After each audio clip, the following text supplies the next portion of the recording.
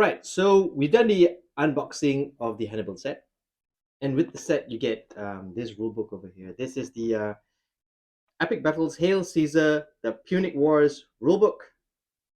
As you can see, it's not a thin book. It's really thick. It's really substantial. Let me just say first off that you can actually buy this book outside of the set, and in this video, hopefully after you've watched this and you did not buy a set, you'll be probably interested in getting the rulebook on its own because it's got its merits. Here are a few reasons why you'd actually get the rulebook and not get the set.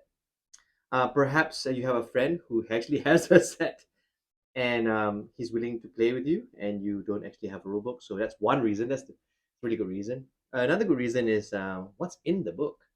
So what we're going to do is we're going to actually do a flip through very, very quickly through the book. And hopefully this will convince you to actually get the book on its own because it's actually I would think it's a worthwhile buy. Now also, if you were playing Hail Caesar before, if you want to get this rule book, it's pretty much the same rules, but it's more focused. It's more focused on the Punic Wars. So if you're a completist, this book's probably good for you. Also, if you want to concentrate on just the Punic Wars, this is the book you need to get. Apart from that, it's also a very pretty book, if anything else. So let's do a quick flip through of the book and see. Well, let's see what's inside. Now, I've given this book a quick flip, and again, we won't go through the rules. There are enough YouTube channels out there. They've gone into the rules to show you the difference between the main Hail Caesar set and this one. As a overall, there's not much change between the main Hail Caesar 28mm Hail Caesar and this one, but there are more extra rules in this rule book for the rule set that they're writing for, which is the epic battles. But again, let's look inside. So we start off with as with every Hail Caesar book, there's a lot of nice flavor text, and this one's taken from the Livy History of Rome, which is very very nice read. It's a great start to the book. But I want to stop you very very quickly and acknowledge that Andres Amian, Marco Sano, and Darek Wyrobski, because the miniatures are really really nice, and I think they deserve an acknowledgement. Sure, not sure. They do deserve an acknowledgement. Also, I want to acknowledge, of course, Rick Priestley for doing an easy rule set to work with. The rest also just as good, but these two stand out to me at the moment because I'm really taken aback by the sculpts, and I really like the game design. But I haven't played a game of epic battles yet, but the Hail Caesar game is pretty good. Anyways, moving along, we got the rules. Again, we're not going to go through the rules, but what's really nice is the first thing you'll notice, and I would have noticed, is they've actually done all of the art for the epic set. So all the figures here are epic figures, which is great. It's very consistent, and it gives you a overall look at all the different miniatures, and they're all painted. Now, again, as I said many many times before, if you're going to sell a miniature game, put figures of the miniatures, and yeah, this is how you do it. Okay, I haven't seen this. This is new to me. The artillery, the ballista. But again, you can actually see all the painted figures, and then there's the rules, the unit sizes. What the unit size is, the different formations that you can work with or have in the game, and then you got the game rules very very quickly, and you got the command figures. Almost all of the war game rules more or less have the same core spine. With so if you play any of the other rules, this one should be easy to jump right into. Again, we're not going to go through the rules, and other YouTube channels have gone through rules very very nicely, very properly. So range. So yeah. So as you can see, they cover quite a bit in terms of like shooting, morale, which is very important. I think in ancient warfare, morale is very very important. Whether the army breaks or don't breaks, and you got hand-to-hand combat. Of course, apart from me just reading out the titles, as you can see, I'm going to go through this is how fast I'm going through the rules part. Simply because again, the other people doing it, but again, very nice. They actually use the figures, the art for the figures, which is really really great in the book. Um, yeah, we're it's quite substantial. The rules, of course. Playing Hail Caesar is relatively easy. Yeah, it's an easy rule set because the idea was to play with a whole bunch of people. And they wanted a rule set where 5 or 6 people can sit down and play and not get bogged down. So the rules are very very simple. Um, but if anything, simple does not basically mean bad. Simple basically means you get to do your game and get it done very very quickly. In time for dinner or for the coming Sunday. Anyways, so you got, yeah, in this game you got special rules for the different units, and what this does is it actually you know differentiates one unit from the other. Different not abilities, effects or special abilities that each of the units has. You got the terrain, and then now all of this is pretty much the basic rules, right? So let me see. Yeah, it's all the basic rules, and it's 129 pages of basic rules. And then you got the splash page. Now, this is also the cover for the Hannibal box, and this brings us right into one-on-one games. Now, it's amazing that it's a section because in the early iterations of most of the Warlord games they didn't put the section in at all. So a lot of folks were, at least folks I knew, were trying to play most of the Warlord games one on one, and being very frustrated. So I think it's really great that they actually put a section on one on one games in this one. So the newbie would not be so confused. And actually, there's also the modifications to the game if you're actually using playing it one person to one person. I mean, that's usually the case if you got a good friend to play with.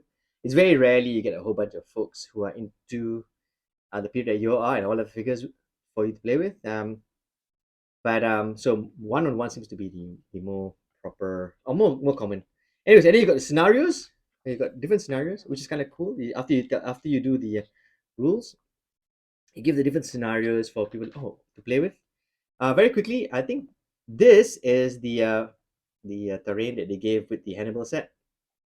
I will probably build this on camera for you to have a look at. It looks really really nice. And I think this is probably for this scenario right here. Anyways, three different kinds of scenarios, and then using the army list. Now, some folks like to use historical auto battles, and some folks like to use army lists, which is basically auto battles. And some folks like to play point with points. This book covers all of it. Anyways, they go through the each of the army, which is kind of great. So for people who are new and have a rudimentary or basic um, knowledge of the Republican Roman army, here's a bit of a little bit appetizer on what who they are and how they play and what the tactics were and stuff like that, which is good because the idea also is to, well, give you a primer to the period. A lot of people know what a Roman is, but at least folks, the new guys I speak to, don't realize that there are different periods to the Roman Empire, and this basically gives you a primer. Later you can probably get into the period and probably be more knowledgeable. But if you're new, this is very very handy. And then you got the named generals, which is also quite nice. You can actually get this in a separate purchase, but it's also nice that each of the different commanders of legend, they say, actually have their own little special abilities, which is quite nice. Adds a bit of flavor to the whole proceedings. Moving along, we got the Carthaginian army, and Carthage. Uh, for most historical players, Carthage is very very familiar, but for a new player, Carthage is not so familiar.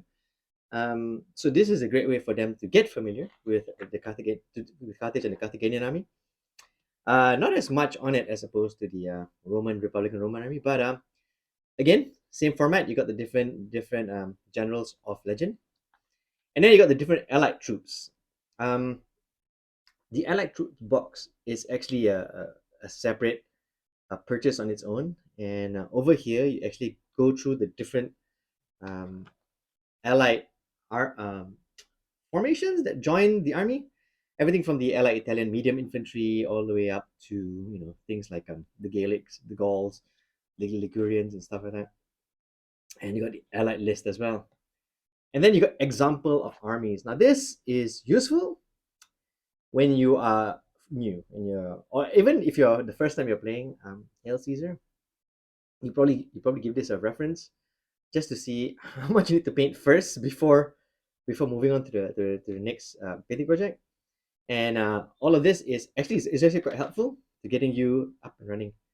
Now, after this bit, you got the this like splash page here is basically the map of, they call this the Second Punic War, 2018 to 218 to 2001 BC, and this is it's nice. I mean, if you want to have a look at the geographic movements and where things were happening, this is the map for it. But what's really good about this book for the newbie is actually talks about the First Punic War. Now there are a lot of different ways for you to learn about um, historical gaming, and there are a lot of ways for you to learn about ancient gaming. Even more specific, if you want to learn anything about the Punic Wars, it's either you head on over to Wikipedia, or you get somebody to more or less summarize it for you into a good read. Now, I must commend the writer, because this is written very nicely. It's a very casual read, and it's very well. It pulls you in. It's not a dry read. Let me just say.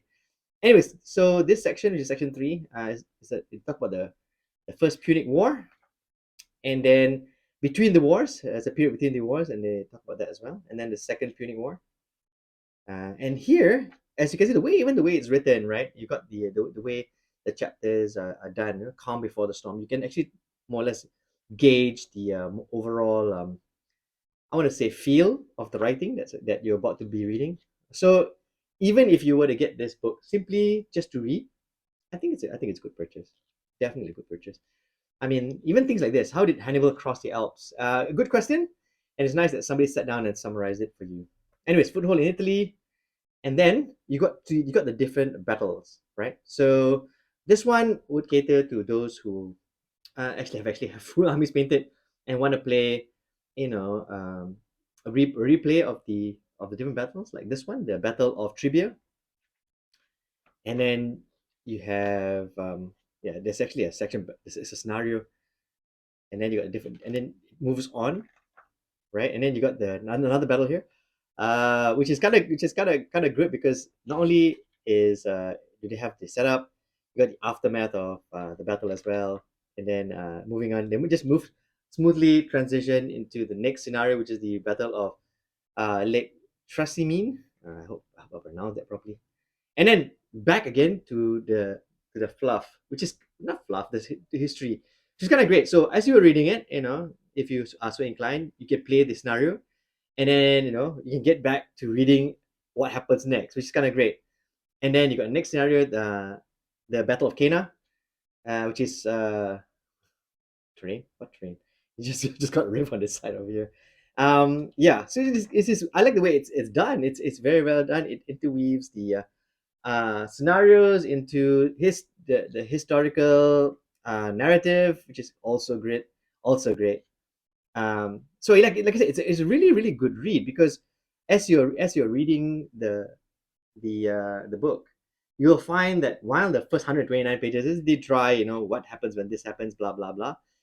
Towards the end of the book, you find that you get more. I want to say much more interesting read. Yeah, because the way it's written, the way the book is presented, for the newbie who's actually picked this up, and is painting, this would be a great way, to get yourself into what was happening during this period. And moving along, we got the Battle of Dertosa, another scenario. and then brothers versus brothers. Like I said, all this very nice evocative uh, chapters, and then you got Battle of Castulo, Battle of Ilorca, then Africanus arrives, right? And, then, and as you can see, it again, uh, it brings you slowly from one battle to another, scenario to scenario, but it also ensures that you play along with the scenarios. I think it's a really great idea. Anyways, Battle of Ilipa, and then Family Reunion, which brings us to the Battle of Taurus, and then Battle of in Serbia, and then the War in Africa. You know, uh, Days of Days, Battle of Zama, the aftermath, and then it's what happened to, right. So you got the Scipio, the what happened to Scipio and Hannibal towards the end, and then you got the quick reference sheet and some figures. Now it's uh it's a good book. Let me just say that even if I was not playing Hail Caesar, this is not a bad purchase because a lot of work has gone into like trying to get the book done properly, and because of that, you have a nice vibe of like somebody who's actually put a lot of work into getting the book done proper, and the writing. In fact, for me, if there's anything that really wins with this book, is the writing, because I think the way the rule is written is very, not say casual, but it's written with a more simple tongue. Not trying to confuse the player, but also in a way trying to entertain. And that's pretty much why I like most of the Warlord games rule books, because they seem to be very entertaining. They've got this different like um vibes behind it. They got different facts, they got different little stories and stuff like that, which I think is great. So yeah, so that's pretty much it. That's the Epic Battles Hail Caesar Punic Wars rulebook. If you have a chance to flip through it, do flip through it. If you have a chance to get it. Why not? And hopefully this will not be the last of the Epic Hail Caesar stuff that I'll be featuring. So stick around and like and subscribe. Oh, and also don't forget to enjoy painting those figures.